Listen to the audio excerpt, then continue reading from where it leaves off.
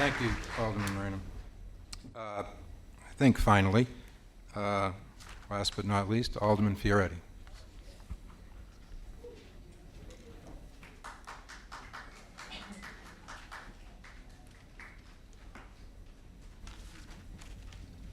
Thank you, Mr. President, members of the board, and the staff here. I wasn't going to testify today, I have to tell you that, because I feel so many decisions are being made without the real community input. And as you know, I've been alderman of the 2nd Ward for almost 6 years, and education has been my priority. I ran because when I read sometime that 6 out of every 100 African American students go to college and graduate college, I said we got to do something different. And yet, the City Council has little effect on what happens in our schools. And over the past 6 years, there have been about 40 CPS schools in the 2nd Ward. Most people in this audience know that while CPS is engaging in a process that here, they are at the same time opening 13 more charter schools, totally contradicting their so-called underutilization plan. I have to say, you have contributed to the utilization inefficiencies and empty seats in our area. By closing neighborhood schools and adding charter schools, they serve citywide population over the past 10 years. While we cannot change this past practice and this past policy of destabilization, and among others that you've had, of furthering urban blight and neighborhood decay in low-income neighborhoods, many of which are on the west side, my office has tried its best to counteract these forces. The pending proposals to close these schools places an inequitable burden upon African American and Latino communities. It will improve neither the school it closes nor the school that receives these students. Substantial research shows that closing schools and moving students increases the dropout rate and the incidence of street violence. And yet, in defending the closings, you make many promises. First, transparency in the process. That the reasons for the proposed schools are the plans for the buildings and the students would be made clear in public. Yet the reasons for the closings of the schools are constantly shifting. The input of community members are being ignored. Secondly, students will have to travel more than a half mile. However, students are required to travel more than the distance in many cases without bus service in my ward and other wards. You have said over and over that they will go to better schools. Yet, the CREATE Coalition has demonstrated that the majority will go to schools that are either comparable or inferior to the current schools. Students were promised safe passage. And I know about safe passage. We created it when Reuben Ivy got killed outside of Crane. And you know what? The one thing that I see different is that they did it for the passion for the kids. We had police, we had the principal, we had pastors all walking the kids to school. And they did it for free, not for the money that's being paid out there. And yet, look at what we're now having. Chicago Police Department. We have the veterans out there. And now, the fire department for the next 90 days? Who will protect our communities? And who will protect our children? You know, finally, you said it'll save a lot of money by closing these schools. However, there is no proof that you will save any money due to the burgeoning cost of what these school closures will make. Over the past few months, I've attended many of the over a dozen of the hearings concerning the school closings. I've been startled by what I see, the families, what they've had to be put up with, standing in long lines in the cold, with babies in arms, waiting to testify in the defense of their schools. I can't ever remember seeing such a public outcry in defense of neighborhood schools. And it's extending to every corner of this city, and it won't stop here today. Tens of thousands of Chicagoans attended these hearings, and I am heartened by the determination and passion of parents and teachers to defend and improve their schools. But why I didn't want to testify here today is because I'm worried that all those hearings were a charade.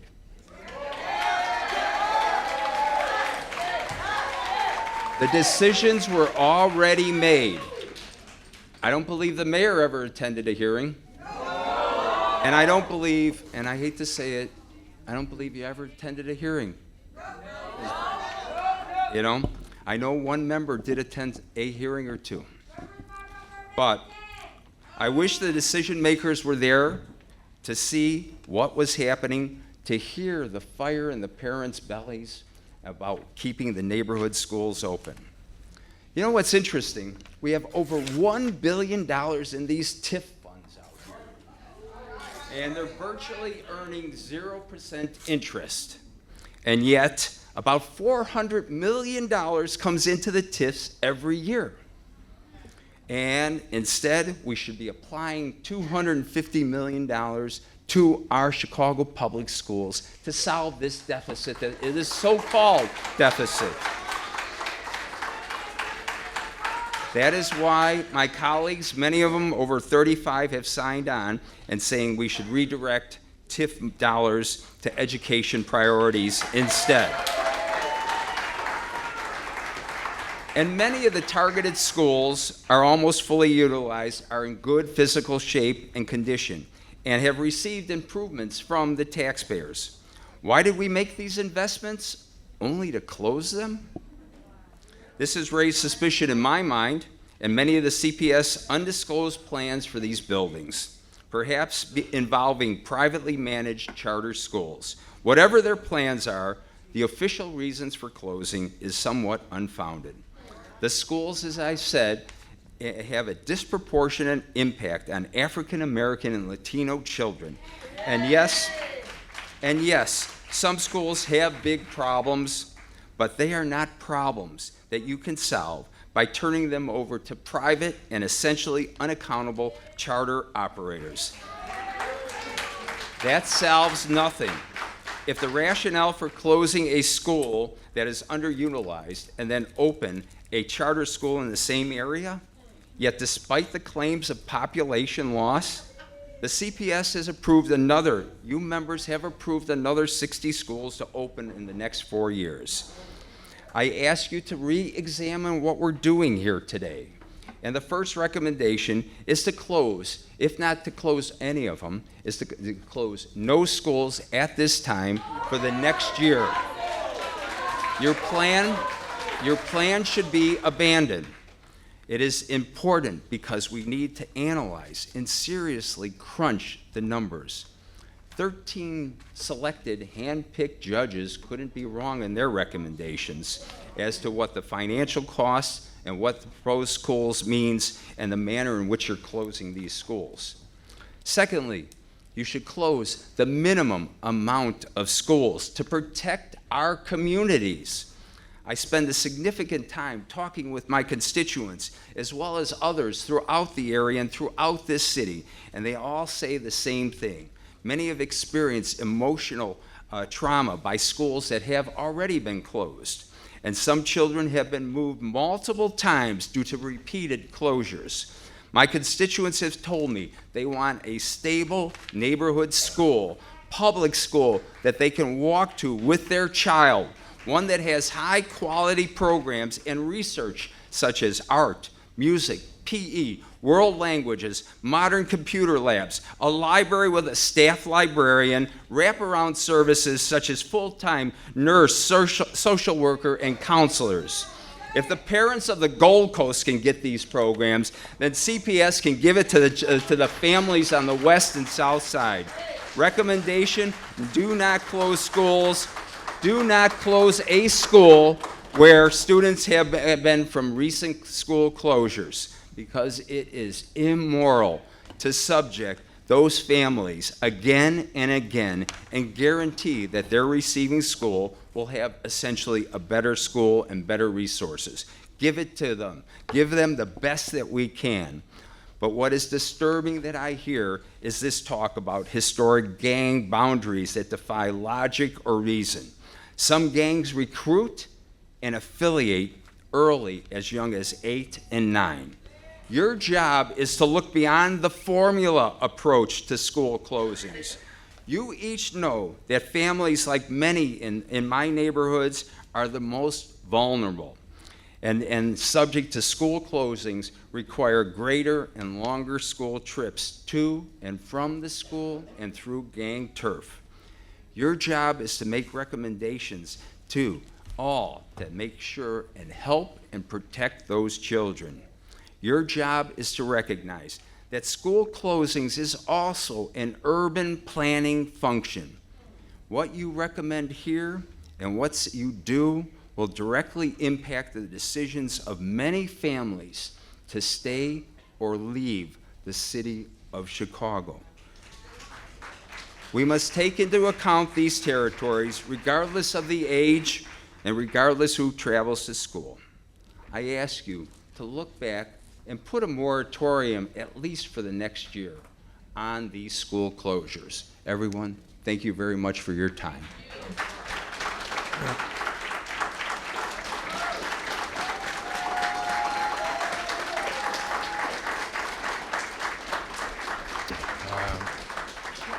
Thank you, Alderman. Before I invite President Lewis to come up, I just want to make sure I haven't missed any aldermen who've joined us today. Are there any others that I've missed? If not, okay. Karen.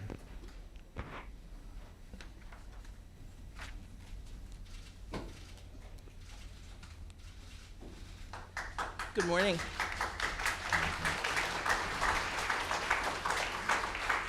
Congratulations on your reelection. Well, thank you very much.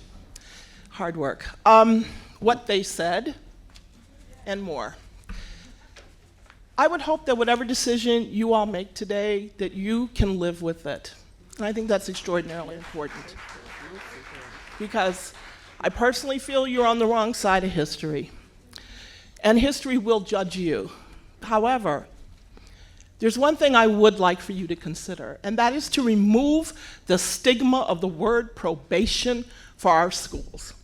It's time to take the language of the criminal justice system out of the education system, because it puts our children in a position to be punished. And that is exactly how they feel right now.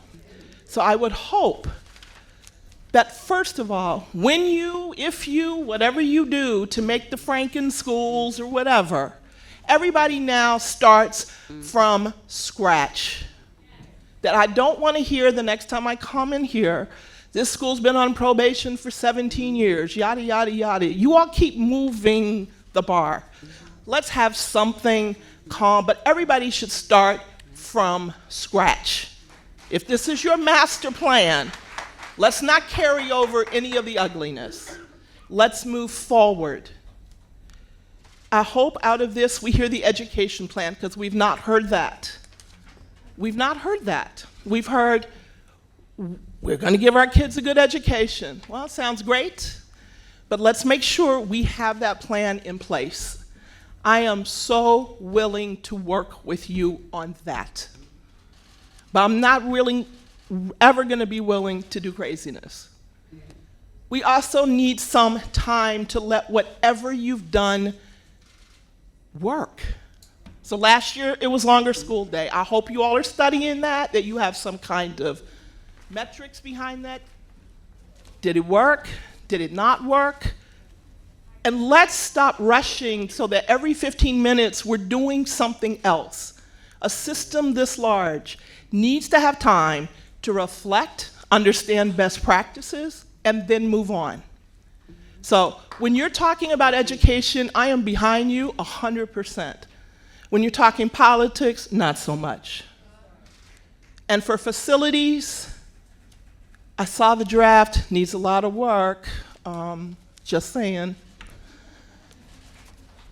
I do hope that you listen to some of the impassioned pleas of the aldermen.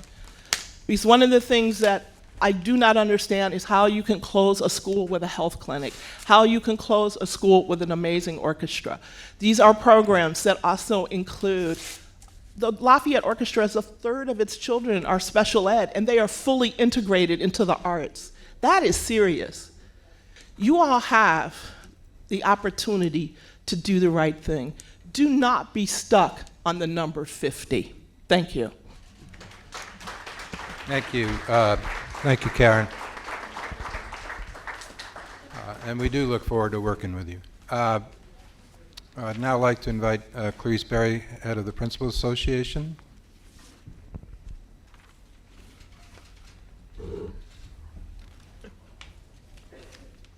Good morning, President Vitale, board members, CEO Barbara Bird Bennett, and staff.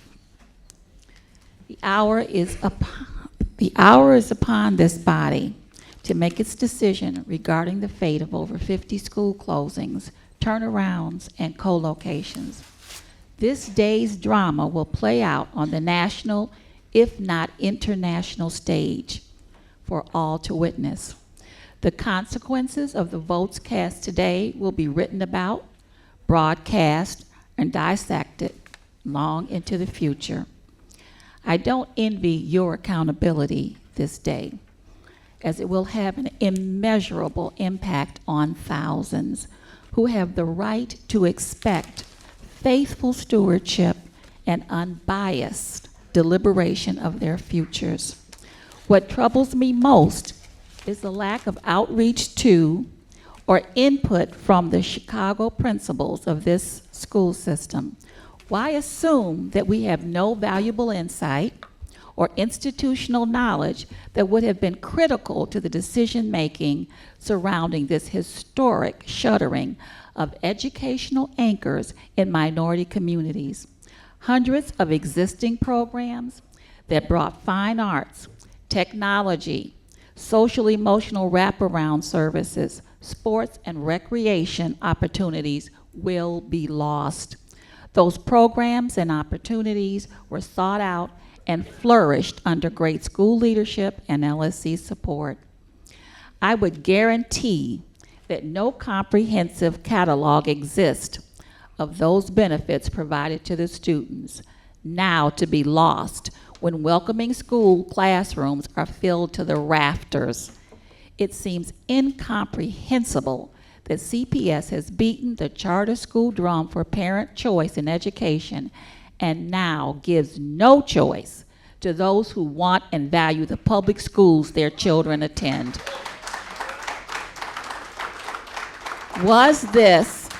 Is this the only plan available for our children to become refugees in their own communities? Where is the written long-term agreement and companion budget to continue the safe passage promised to parents and students swept up in this quasi-emergency school closing plan? How will CPS maintain safe passage over the next 10 years? Will the subsequent mayor, Board of Education members, or CEO be obligated to continue this plan? And if so, how? Your votes today will push this organization across the point of no return and leave the future safety and education of our children in question. My deepest concerns are for the over 2,000 special ed students with various categories of special needs. As the mother of and a long ago teacher of special needs children, I am especially worried about relocating this population with lack of specificity about what is going to happen to them, the loss of nurturing environments, talented teachers, specialized accommodations, and physical security may have irreversible consequences on academic improvement or socialization skills. Lastly, the proliferation of incorrect data, half-truths, misleading statements surrounding these school actions should leave everyone who has published them speaking them or believing them, heartsick and betrayed. I will leave you with a quote from Elie Wiesel, Holocaust survivor.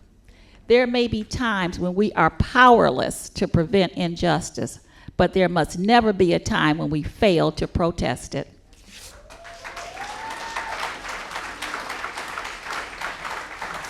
Thank you, Clarice. Madam Secretary, would you now proceed with the rest of today's public participation? Thank you, Mr. President. So our first speaker will be speaker number 1, Rebecca Martinez, followed by speaker number 2, Jesse Sharkey, and then we will proceed with the Barton group. Speakers number 3, Sonia Williams, number 25, Jimmy Prude, and number 44, Elishiba Bingham, please.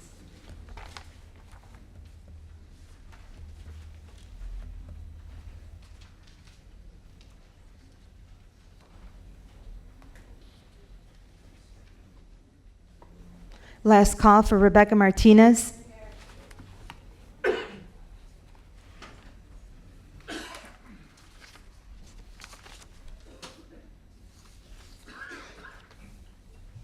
Hello.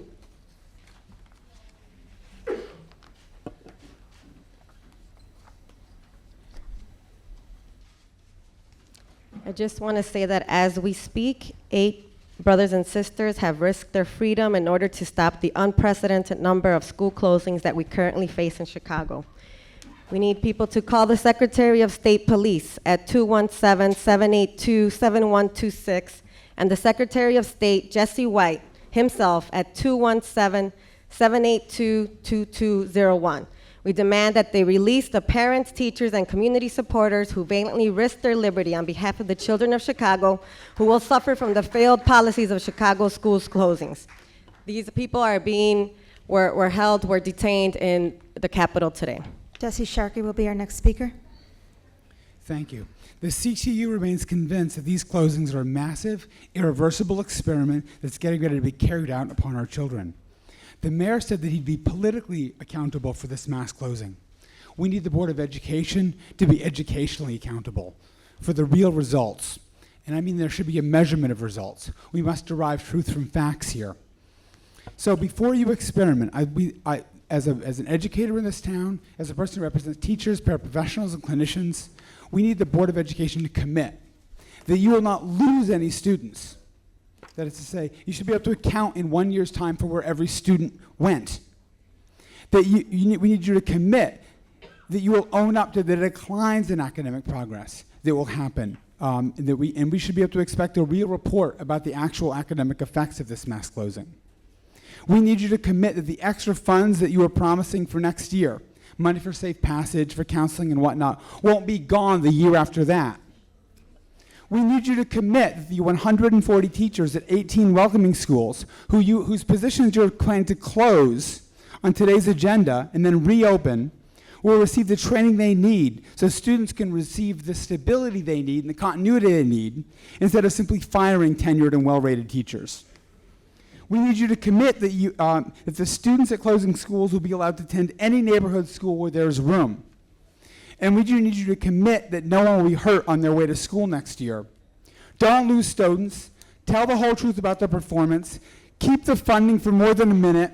Support the staff, don't fire them.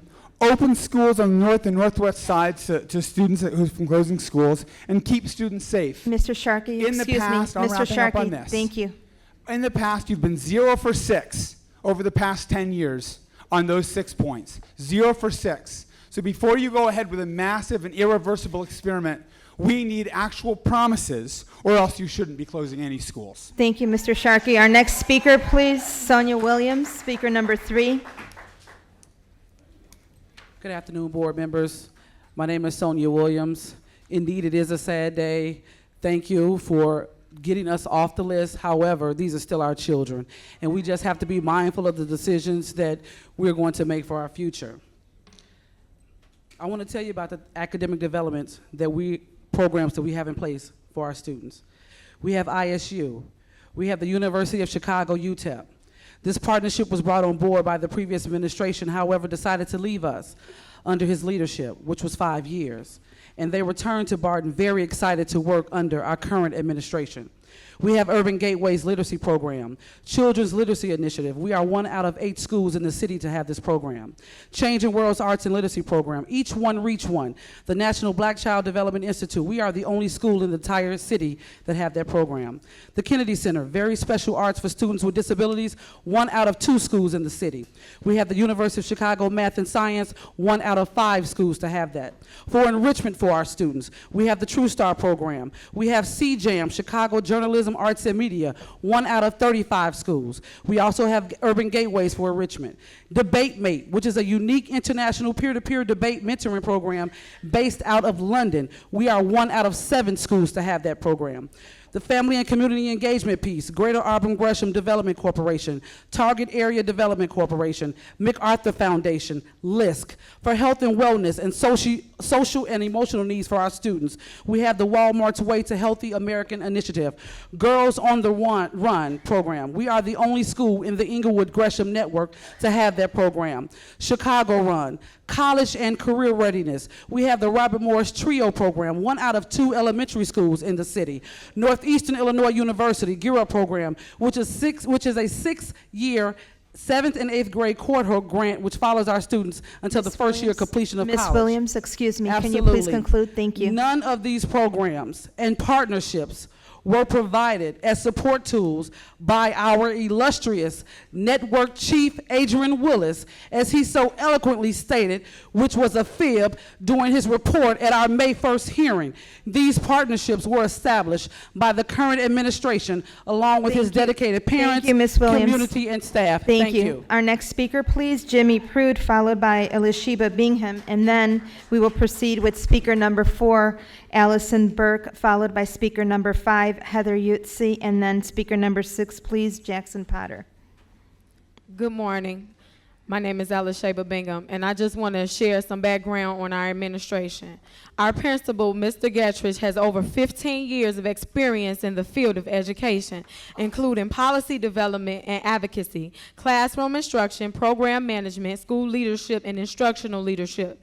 He has also several fellowships, including a Head Start Fellowship and an Irving B. Harris Fellowship. Although he is known as an early childhood expert, previously he served as an assistant principal of Lindblom Math and Science Academy, leading the development of the 7th and 8th grade academic center. He understands the importance of the early and adolescent years, and he has a deep knowledge around human development and social emotional development. He has his bachelor's in early childhood education from Morris Brown College and a master's in child development from Erickson Institute in Child Development. Mr. Gettridge is currently working on his doctorate in the UIC Urban Education Program. Our assistant principal, Ms. Higginbotham, has over 20 years of experience in the field of education. She is well respected and known throughout the CPS as an early childhood special education expert. Previously, she served as a manager within the Chicago Public Schools Office of Specialized Evaluating, providing technical assistance to teachers, case managers, and various early childhood programs in the district. She has also provided program placements for students and assisted in the implementation of the individualized education program. Ms. Higginbotham has a deep understanding about special education and working with the families and teachers to ensure that children with special needs are given the best opportunities to be successful. Ms. Bingham, excuse me, can you please conclude? Yes, I can. Thank you. Ms. Higginbotham has a deep understanding about special education and working with families and teachers to assure our students are given the opportunities to be successful. We like to take this time to thank you for listening, as we know it may have been challenging given some of the circumstances of the other schools to listen to. We will continue to show you, just like our motto, that we believe in our Burgundy, but we always go for the goal. Thank you. Thank you.